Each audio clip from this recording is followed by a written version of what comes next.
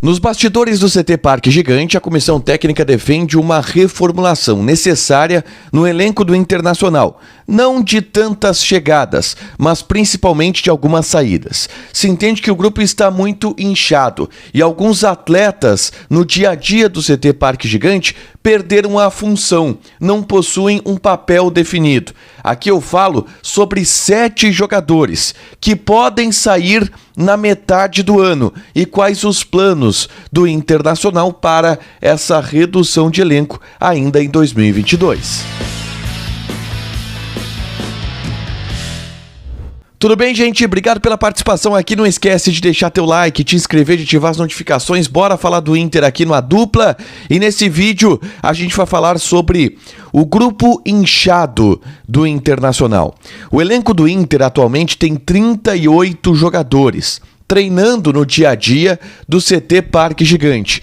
E isso não é algo positivo no entendimento da atual comissão técnica.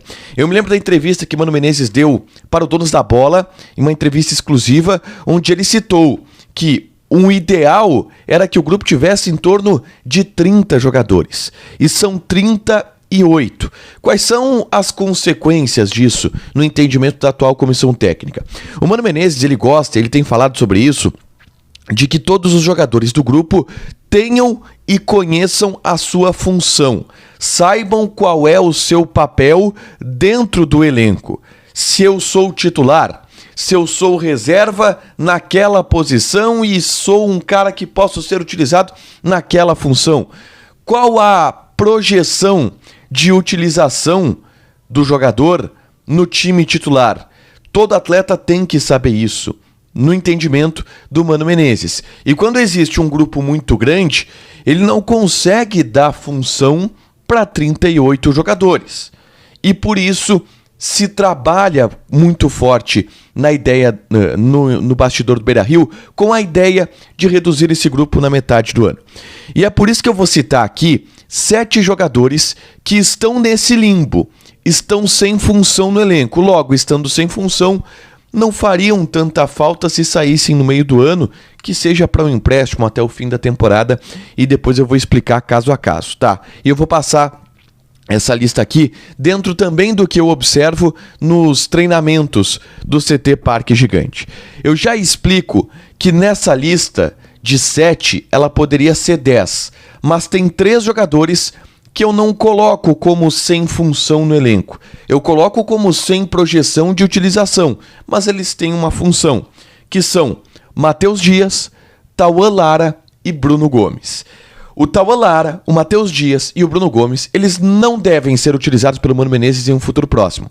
Só que eles são jogadores que estão sendo desenvolvidos para o próximo ano. E o Inter deixou muito claro isso quando subiu esses jogadores, que eles não teriam tanto espaço assim, mas eles teriam a oportunidade de se desenvolver, treinar, trabalhar no dia a dia, porque se esses jogadores forem emprestados, dificilmente eles seriam titulares em algum time que eles seriam emprestados. E aí, entre não jogar no Inter e entre não jogar no Avaí, é melhor não jogar no Inter e ficar ali treinando. Esse é o entendimento para esses 3 jogadores. Então eu vou tirar esses 3 dessa projeção que eu faço, justamente por esse entendimento de que eles têm um papel, não de serem utilizados, mas de se desenvolverem. Bruno Gomes, Matheus Dias e Tauan Lara. O Matheus Dias, por exemplo, treina como lateral direito. O Bruno Gomes treinou como zagueiro agora. Eles estão circulando ali, cara, e essa é a função deles. Agora, tem jogadores com uma projeção, com uma um quilate talvez maior, que de fato não tem previsão de serem utilizados. E são esses jogadores que estão sem função no elenco. E eu vou citar aqui 7. O primeiro deles, Lucas Ramos. Lucas Ramos não vem sendo relacionado. Ele quase foi pro Avaí no início do ano. Não foi porque queria treinar mais um pouco aqui para jogar. O ponto é que ele treina na posição do Edenilson, não tem ali uma previsão de utilização dele. No Edenilson, nada do Edenilson ali, pode jogar o Depena, pode jogar o Lisiero, pode recuar um meia, o Alan Patrick, o Tyson. Não vai ser o Lucas Ramos a ser utilizado por ali. E ele nem relacionado vem sendo. Então é um jogador que também é difícil de entender qual que é a função dele no elenco. É o primeiro que eu coloco. O segundo, Johnny. O Johnny caiu muito na hierarquia, tá? Ele, com o Medina, jogava. Agora, com o Mano, ele tá atrás do Dourado, tá atrás do Gabriel. Não vem sendo relacionado em muitos jogos e é um jogador que tem muita projeção. Joga na seleção norte-americana, tem um bom valor de mercado. Então, o Inter pode emprestar esse jogador até o fim do ano para que ele ganhe uma rodagem, para que ele seja utilizado. Ou então negociar esse jogador de alguma maneira, se bem que o Inter tem uma expectativa de render dinheiro com esse jogador. Terceiro, e esse tá bem escanteado nos últimos tempos, Caio Vidal. O Caio Vidal, ele tinha mais projeção de utilização na Sul-Americana, porque o Pedro Henrique e o Alan Patrick não estavam inscritos. Agora, com eles sendo inscritos para a fase de mata-mata, o Caio Vidal vai ficar de fora da relação, vai ficar atrás de muita gente na hierarquia, Pedro Henrique, Wanderson, o David, todo mundo está na frente do Caio Vidal, todo mundo vai ser utilizado antes do que o Caio Vidal. Então é um jogador que deve buscar outro rumo também, é outro que despertou interesse do Avaí no meio do ano, no início do ano. Quem sabe seja uma possibilidade para esse jogador. Quinto, Cadorini. O Matheus Cadorini, ele é o último da hierarquia dos centroavantes. Ele está atrás do David, que é o titular hoje, atrás do Alemão, atrás do Wesley Moraes. Ele é o quarto.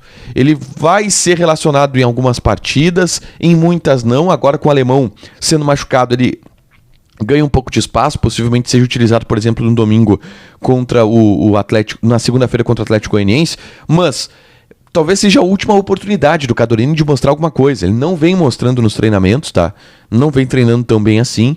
E se ele não render, não vai ter esse papel no elenco também. E é um jogador que o Inter pode reduzir desse número de 38. O sexto cara que eu vou trazer aqui, aliás, o quinto cara que eu vou trazer aqui, o Cadorini foi o quarto, é o Gustavo Maia. E esse sim está absolutamente escanteado. Só que esse tem uma situação contratual um pouco diferente. Ele tem vínculo com o Inter até o fim do ano, ele está emprestado pelo Barcelona. E o Inter não vai rescindir o contrato de empréstimo com ele. Não vai repassar o empréstimo dele também, porque não surgiram interessados. Esse cara, ao que tudo indica, vai ficar aí. Mas esse é o maior exemplo do jogador que não tem função hoje no elenco do Internacional. O Gustavo Maia está atrás de todo mundo, inclusive do Caio Vidal. Então não vai ser utilizado, não mostra nos treinamentos para isso, não é relacionado há muito tempo. Então, o Gustavo Maia é o exemplo maior do cara que está ali porque o grupo está inchado, mas não tem função no elenco. O sexto jogador, e esse me dói um pouco aqui no coração porque eu gosto dele e acho que ele tem muito potencial, que é o Paulo Vitor. O Paulo Vitor hoje é o terceiro lateral esquerdo do elenco. Aí vocês façam as contas. René, titular. Moisés, reserva do René. Taualara é o jogador a ser desenvolvido. Aonde que entra o Paulo Vitor nessa história? Ele não se encaixa. O Inter gastou 5 milhões de reais nele. No último treino, sexta-feira, ele treinou como zagueiro, tá? E não vem sendo relacionado, não vai ter oportunidades. É um jogador que está sem função no elenco e que o Inter, se tiver uma possibilidade de emprestar ele no meio do ano, vai fazer para liberar um pouco o elenco e folgar um pouco o grupo.